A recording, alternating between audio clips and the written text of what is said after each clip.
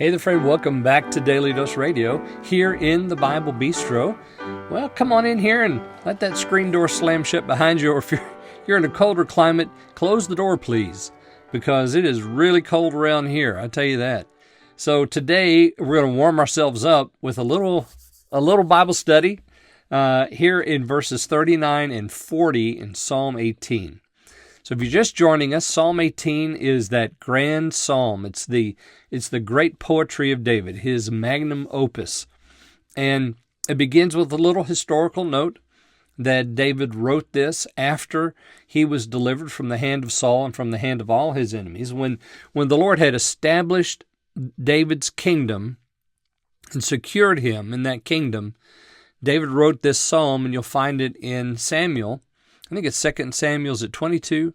Oh, I mentioned it at the beginning. I've forgotten now. How awful of me. But here we are. We've come now to the 39th and the 40th verses, and that'll end our study for this week. And then next week, we're going to be looking at 41 through 50. And so I hope you'll join me then as we conclude Psalm 18. So today, 39 and 40, and we're still in this section. Basically, I've called it In Praise of You number 2 because we had In Praise of You number 1 at the end of last week, there through verse 20. And it took up I guess maybe half of the week last week as we studied that In Praise of You section. And then this week, we've had the psalmist turning to his audience there at the beginning in 31 through 34, and he asks that question, who is a rock like our God, except our God? There's none other, right? And then in verse 35 through 40, we have this In Praise of You. He's praising God because it's the Lord who's done this work. It's not David. David hasn't been the one to enlarge his steps. David hasn't been the one to transform his feet into hinds feet, to be secure where he stands. No, that's not David's job. David's been, doing other things, but the Lord's the one who's established him. He's the one that's made him secure, and he continues that praise in 37 and 38, and then today in 39 and 40. And I have to say, I think I've missed my opportunity again yesterday to mention how messianic this is.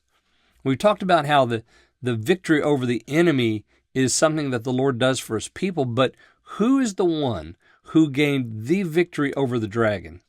It was none other than the Lord Jesus. He's the one who has that victory. And then today, well, let's just go ahead and read 39 and 40. For thou hast girded me with strength unto the battle.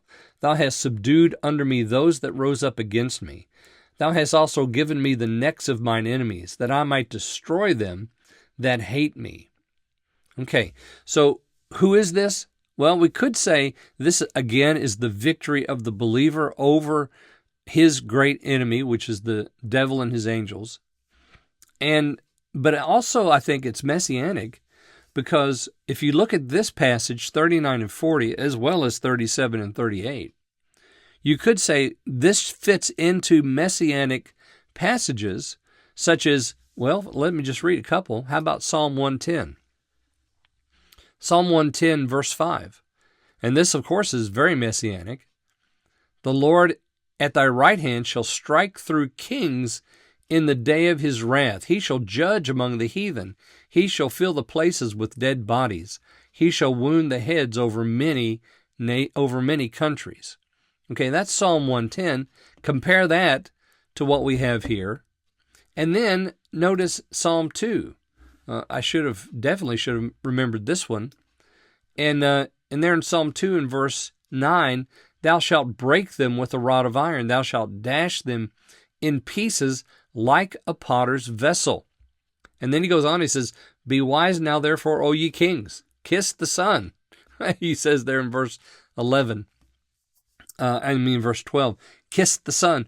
So we're, again, messianic, because the Lord has set his Son upon the throne, and he's judging. and he's destroying. And of course, we could go to Psalm 19 and see that picture of the victorious Son of God riding out with his armies to the battle and destroying kings on that day. Yes, all of this reflects what's going to happen and who it is who's going to gain the ultimate victory. It's not us. It's our King. He's the one that gives us victory. He's the one that has gained the victory. He's the one who will have the final victory over all corruption. Okay, join me again next week. Please come back. And we're going to study there beginning in verse 41, and we'll read all the way through 50 next week here on Daily Dose Radio.